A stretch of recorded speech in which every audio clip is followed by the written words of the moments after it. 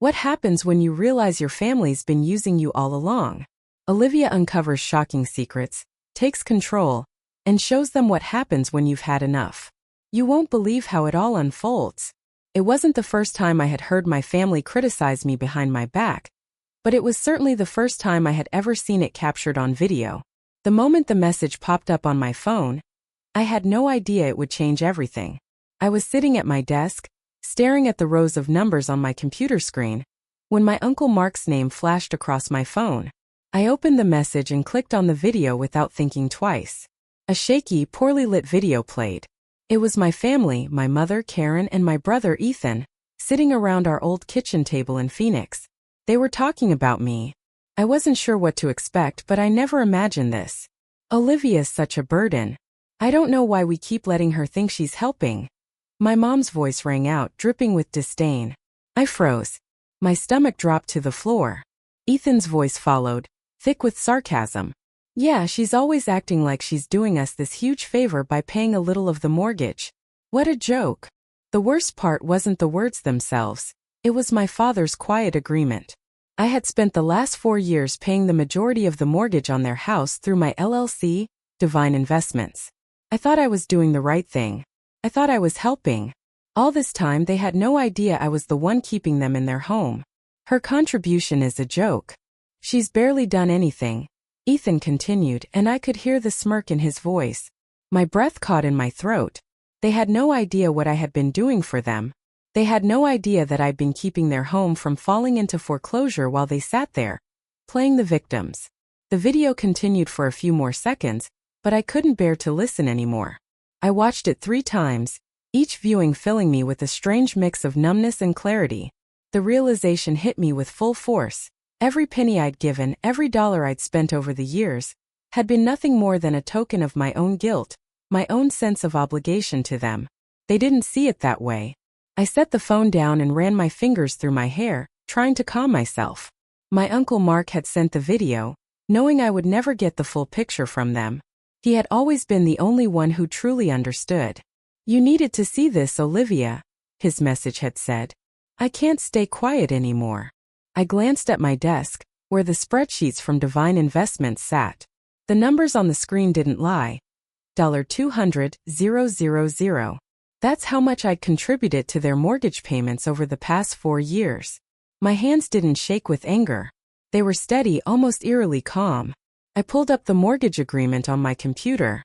My financial advisor, Kate, had been the one to suggest creating the LLC in the first place. She'd said it was the best way to help them without getting caught up in their pride. I had thought I was being clever, but now I realized I had been just as blind as they were. The next payment was due in 2 weeks. For the first time, I wasn't going to help. Let them face the consequences of their ingratitude. They had no idea that the burden they'd been calling me was actually their landlord. A small smile played on my lips. Sometimes karma needed a little push. But I didn't act immediately. First, I needed to make sure my legal footing was secure. I opened the box in my office marked Family Documents and started rummaging through the clutter of old papers. I wasn't sure what I was looking for. Maybe a clue, maybe just a distraction, but then I found it. A small faded wooden box sat tucked beneath some old legal folders. I hadn't seen it in years. I opened it and my heart stopped for a moment. Inside, wrapped in an old scarf, were various family mementos, photographs from my childhood, old letters. But then my eyes landed on something that made my breath catch in my throat. A letter. A letter from my mother, Karen, to me. I hadn't seen it before. I unfolded the paper carefully and began to read. Olivia, I need you to understand something. I've always tried to protect you from the mistakes I made. I've never wanted you to know how close we were to losing everything. It's true, I've made a lot of bad decisions in my life, and the financial ruin we're facing is largely because of those mistakes. But I couldn't let you know that. I couldn't let you know that I failed. I feared you'd blame me, or worse, that you'd feel responsible. So I kept it from you. I hope you can forgive me one day. I felt my heart race. The words were clear, but they didn't make any sense. My mom had been hiding this from me?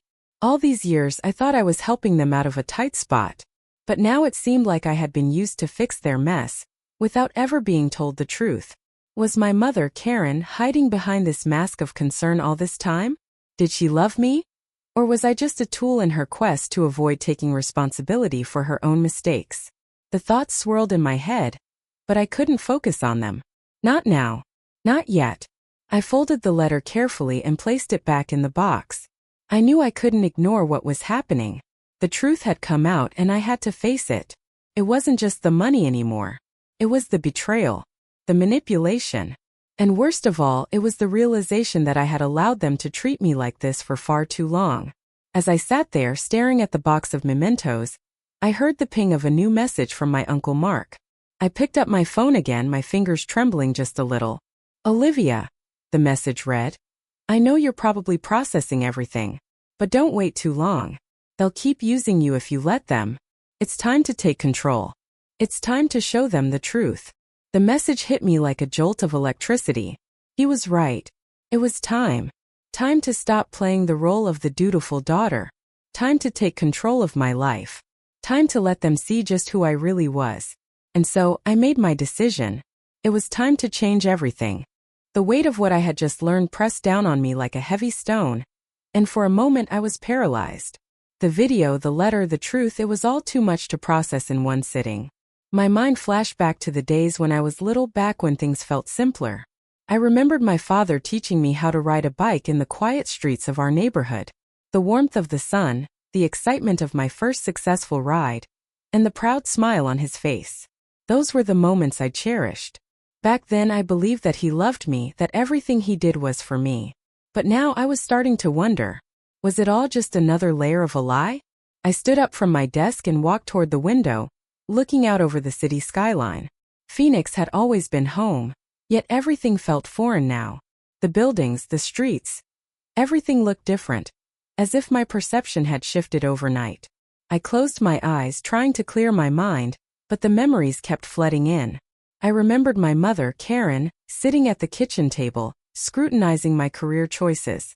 Software? That's not a real career for a woman, Olivia, she would say, her lips curled into a disapproving frown. Why can't you take over your father's business? It's a real career. It's something a woman can handle. I'd always brushed her comments off, telling myself that she didn't understand the world I wanted to build for myself. But now, hearing those words in my head, I couldn't ignore the sting they left behind. It wasn't just about the business. It was about control. My mother had always wanted me to follow her vision, to fit into the mold she created for me. She never let me choose my path. And Ethan, my brother, he was no different. He'd been praised for his business sense, while I was pushed aside. Every accomplishment of mine felt overshadowed by their judgment. The more I thought about it, the angrier I became. The memories that once seemed so innocent now felt suffocating, like chains I couldn't break free from. I had spent years living in their shadow, trying to gain their approval. But no matter how hard I tried, it was never enough. The truth was staring me in the face now. I had sacrificed my own happiness to make them happy, and they had never appreciated it. I was still standing by the window when my phone buzzed again. It was a message from Uncle Mark. Olivia, I know it's hard, but you've done enough. You need to stop pretending everything's okay. They've been using you for too long. It's time for you to take control. His words hit me hard, echoing in my mind. It was true. They had used me for so long and I had let them. But now everything was different. The video had opened my eyes, and I couldn't go back to the person I was before. I needed to change. I needed to stop being the good daughter, who put everyone else's needs before her own. I wasn't a charity. I wasn't an ATM. I was a person. And it was time for me to take ownership of my life, my choices, and my future. The anger in me started to build, and I realized that this wasn't just about protecting my family anymore. It wasn't just about them. It was about me. It was about standing up for myself, for everything I had been through, and for all the sacrifices I had made. It was about taking back the control that had been stolen from me over the years. I walked over to my desk and pulled out the paperwork for Divine Investments. The mortgage agreement was right there in front of me, and for the first time I didn't feel the overwhelming pressure to protect my parents from their own mistakes. I wasn't their savior. I wasn't the one who should carry the burden. It was their turn to face the consequences of their actions. The realization hit me like a slap in the face. They had always expected me to be the safety net, the one who would catch them when they fell. But I wasn't going to do it anymore. Not after everything they had said. Not after the video, the letter, and all the years of silence. I was done. I had helped them for so long, but now I was going to help myself. The decision was clear. It wasn't about revenge, even though it felt like that in the moment. It was about reclaiming my power, my dignity, and my life. It was about making sure that I would never again allow anyone to manipulate me, to make me feel like I owed them something when, in reality, I was the one who had been giving everything without ever receiving anything in return. I didn't know what the future held, but I knew one thing for sure.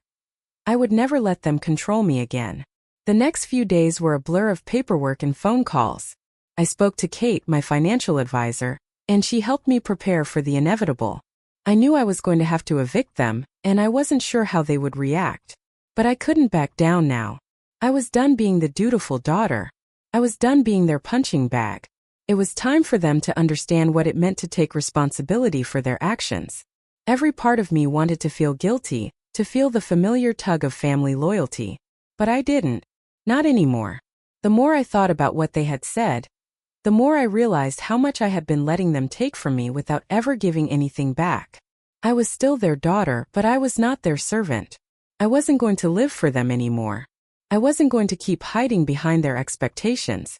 I wasn't going to keep sacrificing my happiness to meet their needs. As I sat down to finalize the paperwork, I felt a strange sense of peace settle over me. I wasn't sure what would happen next, but I knew one thing. I was in control of my life again. It was time to let go of the past and move forward into something new. Something that was just for me.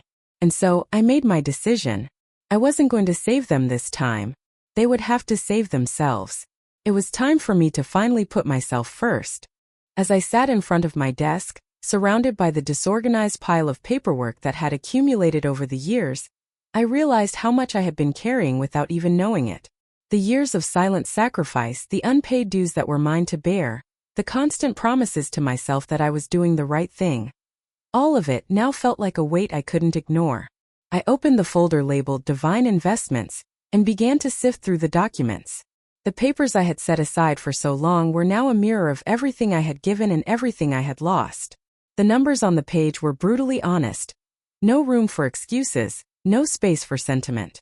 Over the past 4 years, I had paid over $200,000 of their mortgage payments. Every month my contributions far outstripped their small, token payments to the bank, and all the while they never acknowledged the reality of the situation. I stopped reading the numbers for a moment and leaned back in my chair. The anger, now familiar and constant, bubbled up inside me again. I had been blindly helping them for years, thinking I was protecting them, saving them from their own poor decisions. But what had they done in return? They had mocked me. They had belittled my career, my choices, my very existence. They had used me as a safety net, never once questioning whether I was strong enough to keep giving, to keep sacrificing. But not anymore. I had reached my breaking point. I wasn't going to keep propping them up. It was time to let them face the consequences of their own actions. They had taken enough. I wasn't just Olivia, their daughter. I was the one who had held this family together for far too long. And now it was time for them to experience the fallout of their ignorance and disregard. With a steady hand I picked up the mortgage agreement, the one that Kate had helped me craft 4 years ago, the one that made it all possible. The one that gave me the power, the right to take back everything I had given. I would exercise the purchase option I had secretly included in the agreement, the one that would give me ownership of the house. I could already picture it. Their faces when they realized the truth. The look of betrayal, of disbelief. They would never know that I had been the one to save them. They would never know that the house they had called home for so long was actually mine. They would never realize how much I had given, how much I had sacrificed, and how little I had asked in return. My hand tightened around the documents in front of me, and I forced myself to take a deep breath. This wasn't about revenge, it was about justice. It was about making them see what they had taken from me, what they had pushed me into. For once, it was time for them to realize what it meant to lose everything. As I made plans to proceed, my phone rang, pulling me out of my thoughts. I glanced at the screen. Unknown number. I almost ignored it, but something stopped me. I answered the call and a calm, unfamiliar voice greeted me. Olivia. I know this is going to sound strange, but I think you need to hear what I have to say. I froze. Who was this? I'm sorry to be calling you like this, but I used to work with your father, the voice continued. You don't know me, but I was involved in a real estate project with him some years ago. A project that you may not be aware of. My stomach twisted. Real estate project? This was the first I was hearing of it.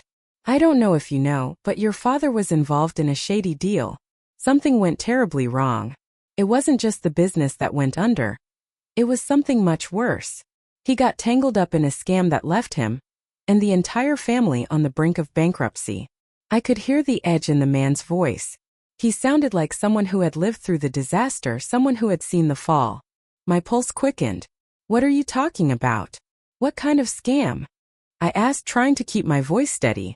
The kind that leaves people with nothing. I'm not sure if your father ever told you, but he was part of a deal that ended up being a front for money laundering. The project seemed legitimate at first, but it was all a setup. The collapse wasn't just due to bad business. It was deliberate. And your family, well, they were caught up in it. I stumbled back, leaning against the edge of my desk for support. My mind raced, trying to piece together this new information. Was this real? How could I not have known? So, you're telling me my father was involved in something illegal? I asked, my voice low. Yes, he replied, his tone somber. He was. And not only that, he never mentioned it to you. He kept you out of the loop, kept you in the dark about what was really happening. The debts, the failing business, it wasn't just bad luck. It was part of a bigger scheme that your father couldn't escape. The phone call ended abruptly, leaving me standing there shaking. The weight of his words lingered in my mind. I had always known my father had his flaws, but this was something else entirely. I sat back down, trying to make sense of the chaos in my mind. All the pieces I thought I had were now being rearranged in a way I couldn't comprehend. My father, the man who had taught me to ride a bike, who had been my hero, was now nothing more than another casualty in a world I didn't understand. What else had he hidden from me? How much of my family's past was built on lies? I ran my fingers through my hair, feeling the sting of betrayal all over again. But this time it wasn't just my family I was angry at. It was the system, the deceit, the betrayal that had been hidden from me for so long. And now I had to confront it all. I looked back at the mortgage papers on my desk, the key to everything. There was no turning back now. The game had changed and I was in control. The dinner at my parents' house was a carefully orchestrated affair. And I could sense it the moment I walked in. The familiar smell of Karen's lasagna filled the air. An old comfort I used to associate with family dinners. But now it felt like a mockery. I could hear Ethan's laughter from the kitchen as I stepped through the front door. His voice was the same, but to me it had changed. I was no longer the quiet, obedient daughter who kept her mouth shut. I had learned too much, and now I was ready to play the game on my own terms. Olivia, you're here. Karen called from the dining room, her voice sweet, but I could hear the strain behind it. She had no idea what was coming. Hi, Mom, I said, forcing a smile, as I stepped into the room and hugged her. I could feel her stiffen for a moment, probably wondering why I wasn't more eager, why I didn't seem as desperate to please her as I once had. Ethan greeted me with a smug grin, his eyes gleaming with that same sense of entitlement he always had. Good to see you, sis. It's been too long, he said, his tone dripping with condescension. I held back the urge to respond sarcastically and simply nodded. I took my seat at the table, noticing the extra setting, the way they had laid out the silverware as if this dinner was anything more than a setup. I felt like I was walking into a trap, but for the first time in years I wasn't afraid. I was calm. I was in control. The conversation flowed awkwardly at first, with small talk about the weather and Ethan's latest business venture. The one he had almost completely ruined, but of course, he wouldn't mention that.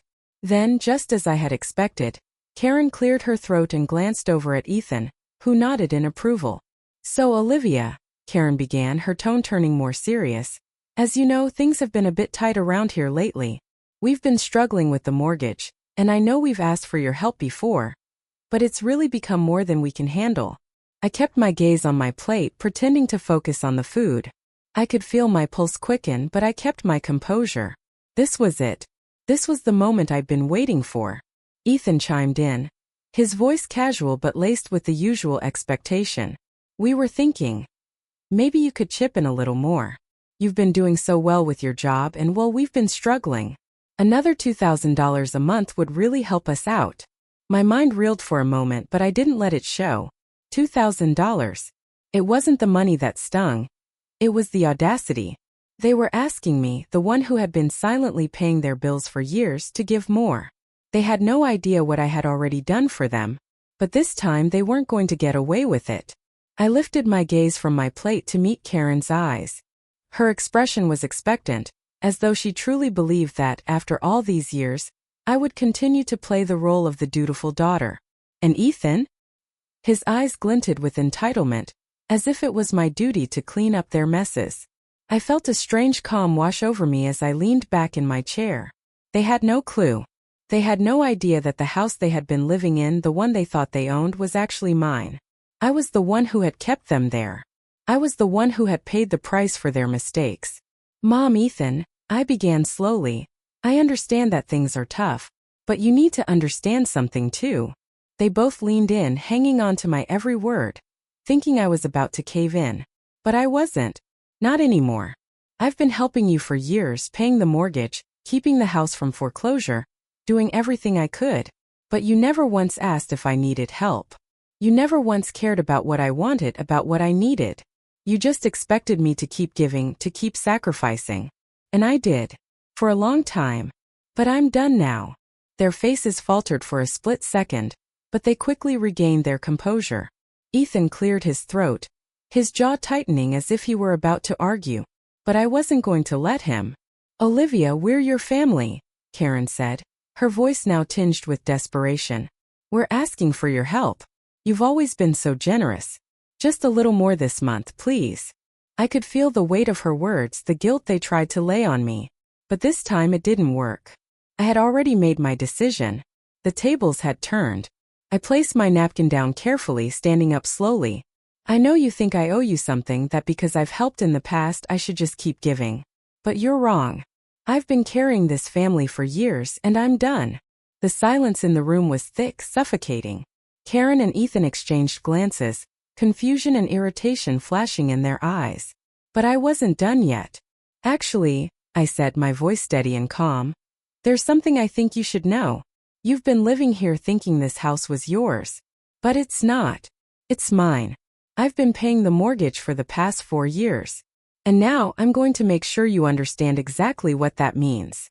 Their faces turned white. Ethan opened his mouth, but no words came out. Karen's eyes widened in disbelief. I took a deep breath, savoring the moment. You're going to need to make new arrangements. I'm exercising my right to the property now. You're going to have to leave. There was no turning back now. This was the moment when everything changed. The moment when they finally saw me for who I truly was. No longer their little girl, no longer their bank account, but someone who had had enough. As I turned to walk out of the room, I felt a strange sense of relief. The plan was in motion. The karma I had been waiting for was finally here. The next few days passed in a blur of cold, calculated decisions. I had set everything in motion. The papers were signed, the official notice sent, and the next steps were in place. My parents and Ethan would be forced to face the consequences of their actions. The house, the very place they thought was still theirs, now belonged to me. It was the moment I had waited for. The moment I had secretly plotted. When I made the call to have the eviction notice sent, part of me expected to feel a sense of triumph or satisfaction, but instead I only felt empty. The anger that had fueled my every decision seemed to lose its power, and for the first time in weeks, I felt strangely calm. I had done what needed to be done. There was no turning back now. The lines had been drawn and I had taken control. That evening I sat at my kitchen table, the eviction notice in front of me, a small but significant symbol of my newfound power. I tried to focus on the task at hand, the paperwork, the phone calls I needed to make to ensure everything went smoothly. But as I was reviewing the documents, something caught my eye. A new message from Uncle Mark. First, I thought nothing of it. He had been a constant support system through this entire ordeal, offering advice, encouraging me to stand firm, to not let my family get away with their entitled behavior. But as I opened his message, I felt a knot tighten in my stomach. Olivia, the message began. I know you're about to make some big decisions and I just want you to be aware of something. Your father was always reckless with money, and I did what I thought was necessary to protect the family, but I never expected you to get involved in this. I stared at the words, unsure of what he was trying to say. What did he mean by protect the family? But before I could process it, another message came through, this one more cryptic. Don't be too quick to act, Olivia. You might not know the whole story. My heart started to race as I reread his words. I had trusted Mark. He was the one who had shown me the truth about my family's financial struggles. He had been the one who had pointed out the inequities in how I had been treated, the one who had supported my decision to stand up for myself. But now it felt as if I was standing on the edge of a precipice, and everything I had built in the last few weeks was starting to crumble. I pushed away from the table and paced the room, trying to piece everything together. What was Mark trying to say? What had he done that he hadn't told me about? I grabbed my phone and called him, my fingers trembling as I dialed his number. The phone rang for what felt like an eternity before he picked up. Olivia, he said, his voice strained, almost apologetic. I knew you were going to ask about this. I didn't want to tell you, but now I see I have no choice. What are you talking about? I demanded, my voice tight. What are you hiding from me, Mark? There was a long pause on the other end. When he finally spoke again, his words hit me like a punch to the gut. Olivia, I was the one who helped your father get into that real estate deal. The one that ultimately led to everything falling apart. I didn't want to tell you because I didn't want you to think less of me. But I was involved in that mess too. I helped set it up with the financial broker who made sure your family was tied into those bad loans. I didn't want you to know, but I felt like you needed to hear the truth from me. I couldn't breathe. It felt like the floor had dropped out from under me. Mark, the one person who had been my ally, the one who had helped me see the truth about my family, was the one who had been pulling the strings behind their financial ruin. He had been involved in the very thing that had driven my family to the brink of collapse. How could you do that? I choked out, my voice breaking. How could you help my father ruin our family like that? And then act like you were on my side? I never meant for it to go this far. Mark's voice cracked. I thought I was doing the right thing, protecting you, protecting all of us. But I didn't realize how deep we were getting into it until it was too late. I'm sorry, Olivia. I'm so sorry. I sank into the nearest chair, the weight of his words pressing down on me. I had been so sure that Mark was the one person I could trust. But now I saw him for what he truly was, a man who had done whatever it took to survive, even if it meant dragging his own family into financial ruin. My mind raced. Everything I had thought I knew about my family, about Mark, was unraveling before my eyes. I had trusted him. I had believed that he was different, that he had been the one person who truly understood me. But now I felt like a fool. How long have you known about the loans? About the scam? I asked, my voice barely a whisper. Mark was silent for a moment. Since the beginning. I just didn't want you to know. I didn't want you to have to carry that burden too. I couldn't process everything he was saying. The betrayal was too much. I had trusted him with my secrets, my feelings, my decisions, and now I was learning that he had been as complicit in my family's downfall as anyone else. I need some time, I said, my voice trembling. I can't talk to you right now. I ended the call without waiting for him to respond. I felt like I was drowning in a sea of lies and deceit. Everything I had believed in, everything I thought I knew about my family, had been built on a foundation of lies. And now there was no way back. I sat in the silence of my apartment, the city lights outside flickering like distant stars. My fingers were still trembling from the conversation with Mark. The weight of betrayal pressed heavily on me, but I tried to push it aside. For the first time in months, everything felt within my grasp. I had taken control. I had done what needed to be done. The house, my house, was now officially mine. The family who had once made me feel insignificant was now at my mercy. But there was a strange emptiness in the victory. I had spent so long trying to fix what they had broken, and now that I was finally free, I couldn't shake the feeling that something was wrong. Something deeper. Maybe it was the way they had used me. Maybe it was Mark's confession that rattled me. Or maybe it was just the feeling that I had missed something crucial. I decided to go over the papers once more. The mortgage agreement. The contract with the financial firm that I had used to buy the house through Divine Investments. I had already skimmed through it many times, but tonight, something urged me to look closer. I needed to know for sure that this was my victory, that I hadn't overlooked anything. I spread the papers out in front of me, my eyes scanning the small print. At first, everything seemed as it had before. A few clauses here and there that I had already acknowledged. But then a sentence caught my eye, one that I had never noticed before. A clause buried deep within the contract, tucked away in the back of the document like a secret waiting to be uncovered. In the event of non-payment by the original mortgager, the property owner shall assume full ownership of the property, subject to approval from the financial institute. My heart skipped a beat as I read the words again.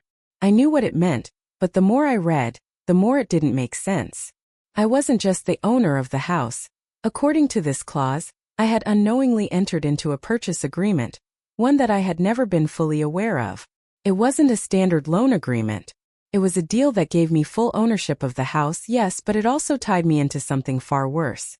I had signed away more than I realized. The realization hit me like a cold wave. The financial institute I had partnered with, the one that had helped me secure the house, wasn't just a simple lender. It was part of a larger scheme.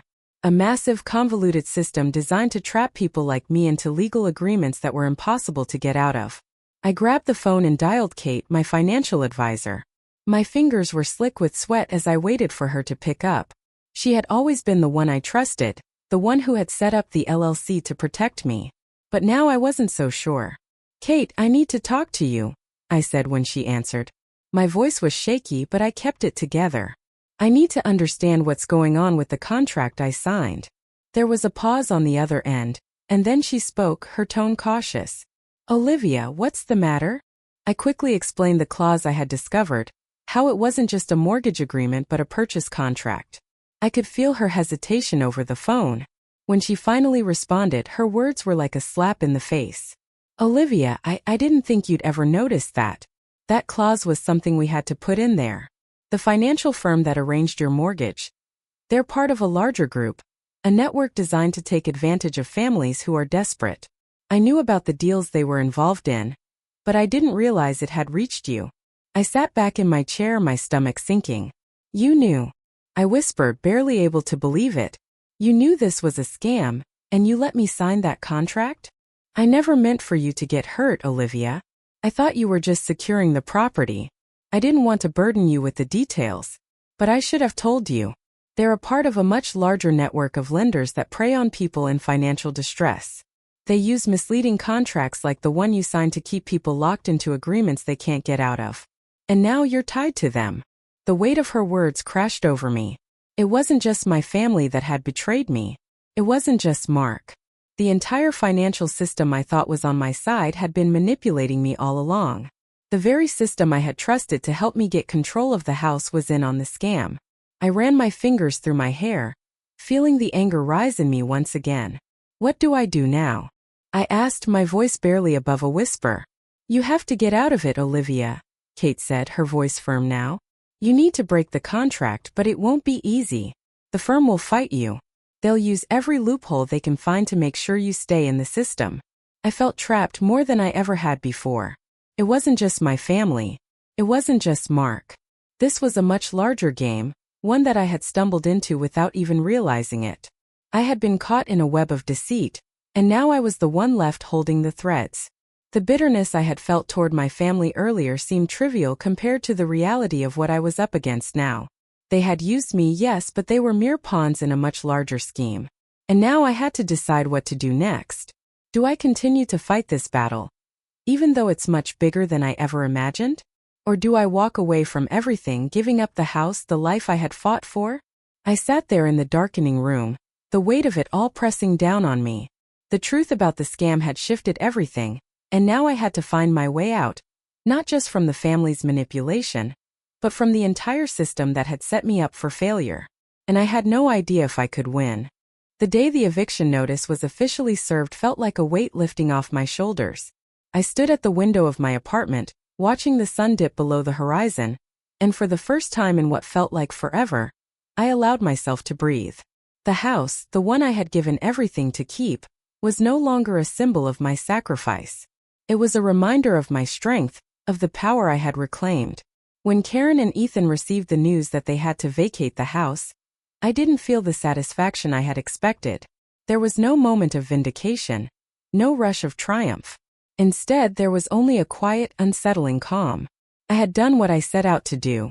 They had been given a lesson they would never forget, but I realized that in the process I had also learned something valuable about myself. I had spent my entire life trying to gain their approval, trying to be the perfect daughter, the one who could fix everything, the one who could save the day. But no more. The truth was I had been living for them, and it had cost me my peace, my happiness, my sense of self. Now I was living for me. I didn't care where they went or how they handled their situation. They had to figure it out on their own, just like they had always expected me to. The house was mine now. The eviction wasn't a punishment. It was the final step in breaking free from the chains they had wrapped around me for years. As I sat in the stillness of my apartment, I realized that I wasn't just leaving behind a house. I was leaving behind a version of myself that had been subservient, that had been weighed down by guilt and obligation. I was free, but there was more to it than that. I knew I had to do something with the opportunity one had created for myself. The money from selling the house was significant, but it wasn't just about the financial gain. It was about what I could do with that money. The thought came to me as I was scrolling through the news, reading about the countless stories of people who had fallen victim to financial scams. People like me, who were manipulated, who were forced into situations they couldn't control. I decided that the money I had worked so hard to earn, the money I had used to secure my own freedom, would be used to help others who were in the same position I had been in. I would start a nonprofit foundation for financial abuse victims. I would give people a chance to break free just as I had done. The idea felt like a weight being lifted from my chest. I was no longer a victim. I had taken everything that had been done to me and turned it into something meaningful. I wasn't just putting the pieces of my own life back together. I was helping others do the same. The next few weeks were a whirlwind of paperwork, meetings with lawyers, and organizing the charity's foundation. But with each step, I felt more and more like the person I was meant to be. This was my future now. Not the one my family had planned for me, not the one they had tried to dictate, but my own. And it was mine to build from the ground up. I wasn't doing this out of anger anymore. I wasn't doing it to get back at anyone.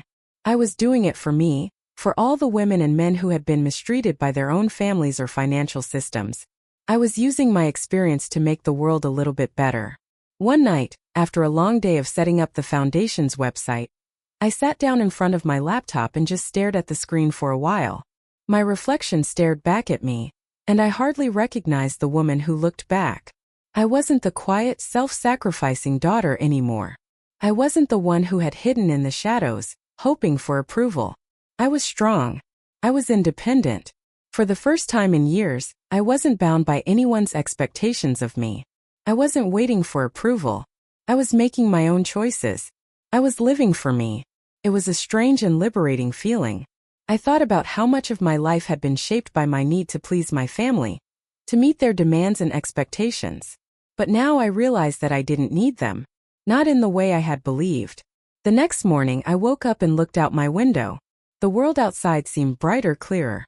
I was ready to start my new life, a life where I could finally be at peace with who I was, without carrying the weight of my family's guilt or expectations. For the first time, I felt a sense of joy that had been missing for years. I was free from the chains of obligation, free from the lies, free from the toxic relationship that had defined me for so long. I was no longer the person who would bend over backwards for people who didn't appreciate me. I was no longer the person who would give everything to make others happy, only to be left feeling empty and unfulfilled. I was Olivia, and this time I was living for me.